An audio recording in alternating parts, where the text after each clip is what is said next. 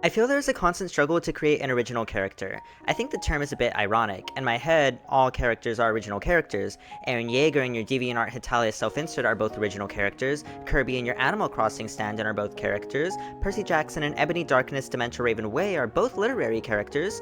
When I hear original character, please don't steal, I'm very much reminded of the Welcome to Gacha Life song, where the lyrics are, if people can create characters, then we can too, implying that Gacha Life fans aren't people. The vast limitlessness of the human mind allows for everyone and anyone to create their own character. The rise of social media as a marketplace of ideas also enables individuals without a skill or talent for illustration or painting to commission artists to see their original characters come to life. Now, your Sonic OC with hips wider than she is tall has a visual representation that she didn't have before. Your OC existed in your head way before an artist put pen to paper. At one point, even Sonic was a hedgehog with hands as big as his face, an uncommon color palette, and a cool universe that exists only in the author's head. At some point, all characters were original characters. Along with social media came new forms of characters. More interestingly is the concept of a persona as a character. Faceless YouTubers and content creators have existed for a while. While not described as VTubers, Saberspark and Shafeless both use PNG images of a character as a stand-in for themselves. These creators are technically PNG tubers, but they do not identify as VTubers. They fit the characteristic, but they don't bother with referring to themselves as VTubers. Still, they use some semblance of a character as a persona for themselves. VTubers exist in a very interesting bubble wherein they are simultaneously a character while also being themselves. Corporate VTubers follow this paradox a bit more to the T. They are a character first and then a persona. They still have their lore, their own world, and often their own stories, but they also have their own personalities, ideas, interests, and hobbies. Independent VTubers operate more, well, independently. Independent VTubers are an independent entity and they are often not bound to the lore rules or other guidelines set by a company. Still, they often operate as a character and a persona. The key separator between corporate and independent VTubers is the birth of the model. Independent VTubers will often cover most, if not all, aspects of a character design, art, rigging, and branding. Companies like Nijisanji and Hololive outsource established anime characters and design artists to create character designs that stick, character designs that feel confident and grounded. This helps create a brand for the characters, their primary colors, their personality trait, their eventual fandom name. The Renzoto brand is distinctly Renzoto, and the Vox Akuma brand is distinctly Vox Akuma. Their brand is largely related to the character identity, which is highlighted and greatly supported by the character design. Indie creators don't have the luxury of having professional character designers, marketing firms, nor story writers available for them unless they drop a pretty penny. The burden of creation belongs to the VTuber and or the staff they hire. More often than not, these VTubers haven't gone through any formal nor serious training for character design nor branding. There are infinitely many ways to design a character.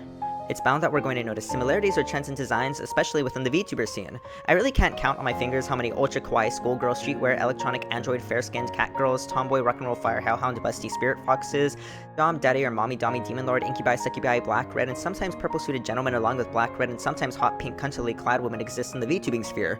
There are shticks and tropes that resonate with fans and creators alike. Still, it's hard not to think, another one, thank you. Another one, thank you. Honestly, I can't say with an earnest heart that they're reaching for the success of other corporate VTubers, but these half demon, half angel, half punk, half goth, half prep, half princess, half human OCs who are the alphas of their wolf pack and are gorgeous but don't know it yet, have existed way before me and way before the VTubing scene. Plenty of independent VTubers are OCs, and if you aren't already an artist on DeviantArt in the tweens or bullied on Tumblr and TikTok for your art, you've probably never been fearful of Mary Sue's or Gary Stu's. Chances are your OCs and personas are a lot more free and less grounded than artists who spend a great deal of time learning the elements of art and the principles of design. While taste is subjective, there are objectively good character designs. Rules can be followed for normalcy and broken for subversion. Artists, of course, try their best to learn these rules and apply them to their artwork and craft. Independent VTubers who aren't versed in character design or art don't internalize these rules, as it often has very little to do with them. Today, I want to talk about the struggle and importance of VTuber character design and the importance of recognition for character design. Before I move on to today's essay, I'd like to introduce myself. Howdy, I'm Himeros. I'm a virtual artist who specializes in digital illustrations. My drawings are made with Clip Studio Paint and a Wacom Intuos Draw, and I record all of my speed paints and audio commentary on OBS. If you love to hear ramblings on art, feel free to subscribe below or follow me on Twitter. On to the rest of the video. I'm gonna keep it a buck. Part of the allure of VTubers is the cute anime face accompanied with the personality of the creator behind it. Of course, I do not think that a design is enough to carry a VTuber, but it's certainly a good foot in the door.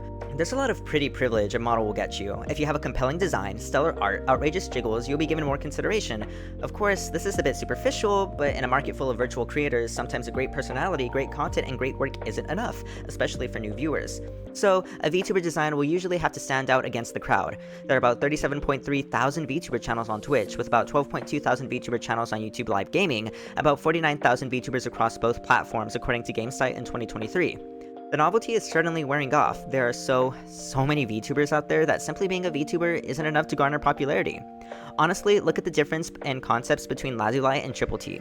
While Lazuli is based off of Earth, Sea, and Air, Triple T are based off isekai comedy actors. This comparison seems a bit unfair as Lazuli are still fantastical. The only caveat is the lore between Triple T and the introduction of the talents. The concepts begin to get more specific in order to set the talents apart from previous generations.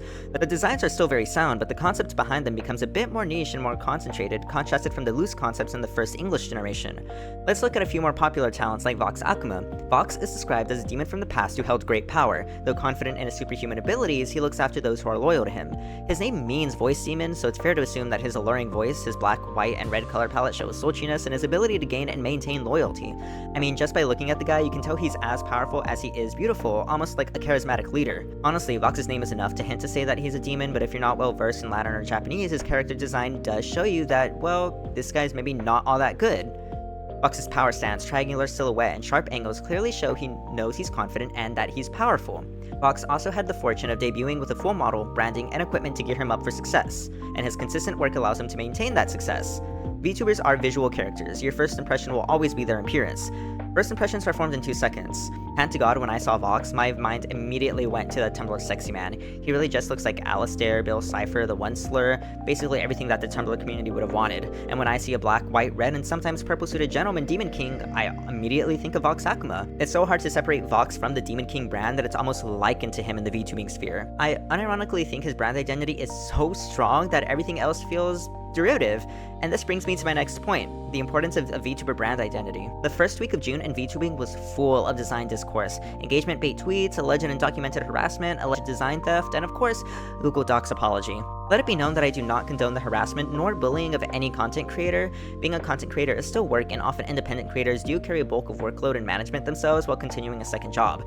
In that same breath, I do believe that any social media influencer or content creator should be able to take criticism and be able to act professionally and not engage nor reward trolls with a response. Gun to my head, I believe you really do need a strong backbone and psyche to be an internet content creator. Commenters and passersby are ruthless. If social media proves to be too damaging to you, you should always take breaks. Not to go on a little psychology tangent, but I genuinely do believe that social media has plenty of adverse effects on developing minds, and developed minds too. Chronic use is often harmful. I do recommend reading The Impact of Social Media on Children, Adolescents, and Families by O'Keefe et al. It's a quick read on the effects of social media on tweens, teens, and families, and offered a good amount of insight to me while I was taking my developmental psychology courses. While I cannot give advice on how to deal with harassment or bullying, I do believe it is best to unplug, log off, and take a break from social media. Sometimes it really is up to you to protect your mental. With VTubers, it's especially difficult to remember that there is a person behind the screen. You don't see the person, you see the avatar. The first full week of June saw a small independent VTuber under the name Small Lola gain traction and notoriety after her repeated tweet of contrasting her and a much larger VTuber, Shy Lily. I'ma keep it a buck. Do I think having a similar design is the end of the world? No. Do I think profiting off of a similar design is? Well, not really, but it's not necessarily like a kind thing to do.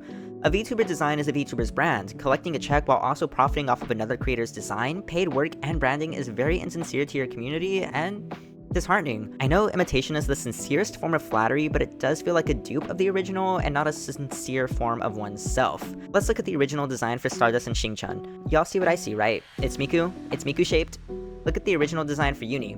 Do you see the Miku append? Yeah, this is like basically the Negitora love child. Honestly, there was so much backlash around both of these designs that the company had redesigned these characters almost completely. I'd be lying if I said this change was not for the better. These designs have more character, more personality, more cunt to them. They're no longer Miku clones, and they're able to stand alone as their own characters and their own designs. With the original designs of the Vocaloids, if you change the colors, you'll have Miku in a new outfit or in a music video. Ikira, a half-dragon, half-magician VTuber, recolored Small Lola's design and found it look like a headcanon drawing of Shy Lily. Now let's look at the silhouettes of the two designs. When you block them out, they're almost tit for tat the same character.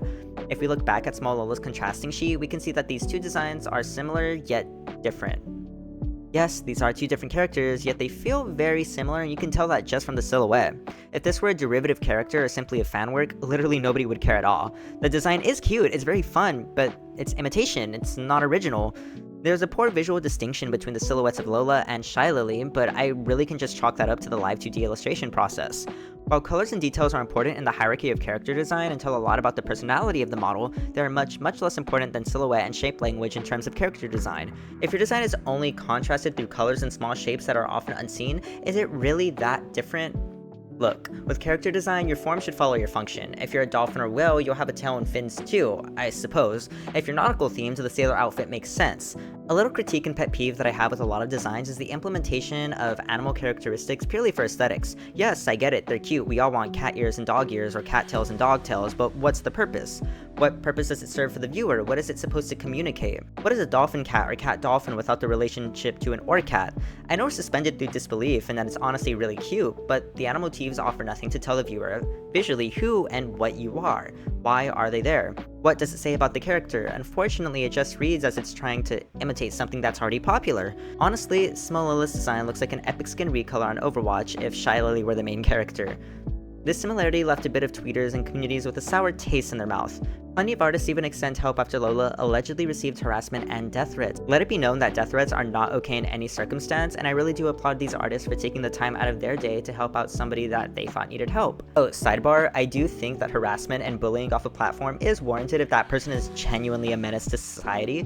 I really don't think I need to say what a menace to society is, but let's just say cheese pizza. Anyways, my favorite piece that I've seen came from the artist Kidai at Kidai Illust on Twitter.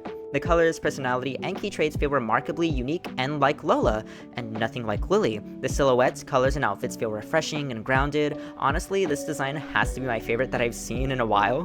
Kidai has done a great job redesigning her, and I love the adopt she has on her page. I highly recommend you follow her to see more cute girls and more beautiful art. This silhouette is outstanding, and while we're on the topic of silhouette, the silhouette discourse really grabbed people and moved them all to discuss their findings in character design. Art director for Furio Studio gave a great graphic on examples for good and poor visual distinction. Here we can see the importance of the silhouette and shapes and how colors matter in the big picture. Honestly, I really do get loving and wanting to be like your Oshi. My design is very based off of Ive's Love Dive and Cupid concept. I'm pretty derivative of the songs and concept photos, but if we're looking at VTubers who take inspiration from other VTubers, we can see clear distinction. VTuber and artist PP Slayer compares and contrasts her design with Kureiji Ollie. A great deal of love went into the creation of the model to bear likeness to Ollie. It's almost like a love letter to Ollie and not an Ollie dupe.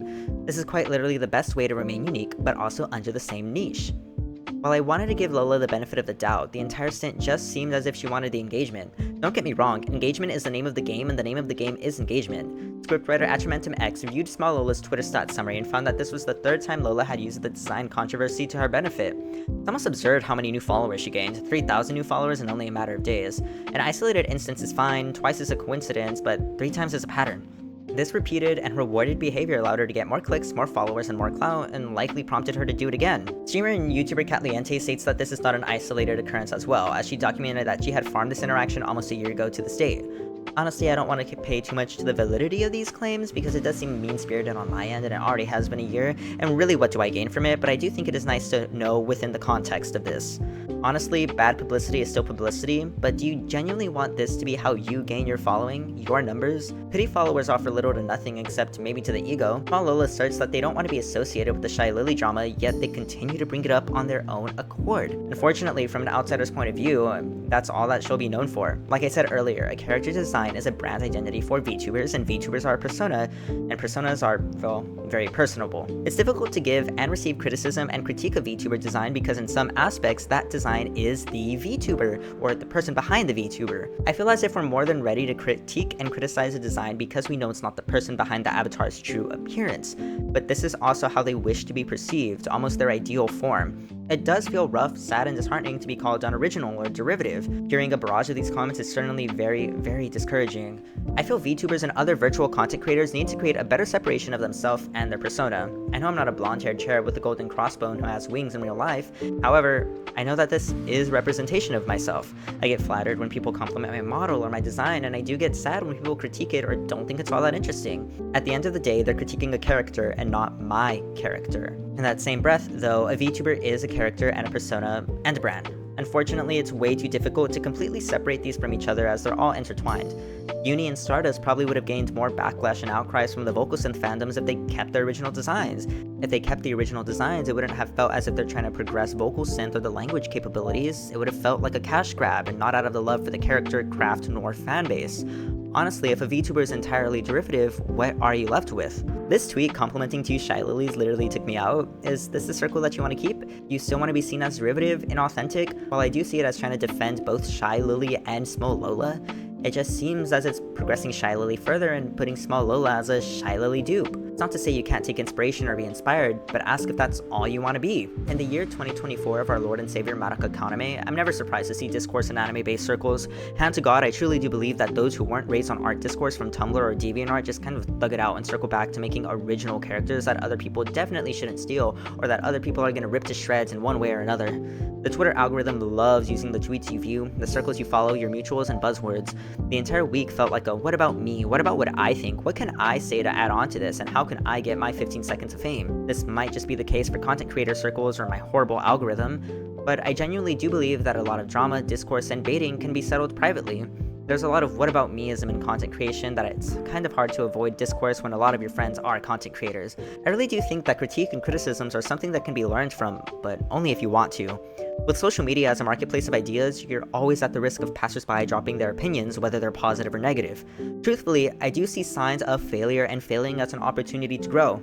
Whatever state or side you find yourself in or on the internet, I hope you can take the opportunity to grow through what you go through. I hope you all enjoyed my speed paint and my rambling. I'm working 2 jobs this summer to save up for the semester, so I really don't have much time to draw or create. If you'd like to hear more yapping and see more of my art, follow me on Twitter and TikTok at HimerosVT. Until next time, Himeros out.